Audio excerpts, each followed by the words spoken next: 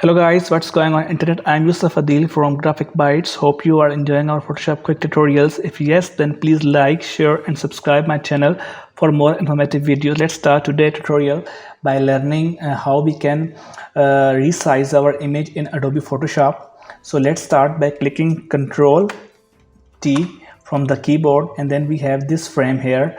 So we can use left key button of the mouse and we will just hover it up, so you can see that it's going and it's moving a little bit larger on the screen. And if we want to make it end to these corners, so then we can make it more like this way and this way.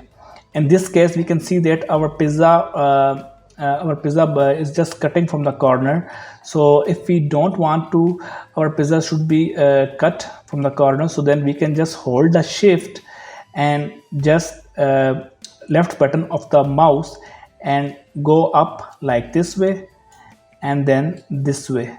Okay, so this come like this. So then now you can see that our pizza is just complete in the frame. Okay, so this is the method. So then we can resize our image in Adobe Photoshop. Or if we want to add more images, so let's click on Ctrl T and make some space to add more images and hover the mouse like this way, then like I'm doing, and we can add here more image to fill the space. I'm going to my strokes and just dragging this image here. As soon as I just press this image, so automatically this border came out to resize this image. And just do like this. This is just sized it here, and then we are dragging one more image here like this and just resize it according to this image, so it will be good like this way. And let's stretch it out a little bit to compare with the same size like this, and let's just stretch it down more like this.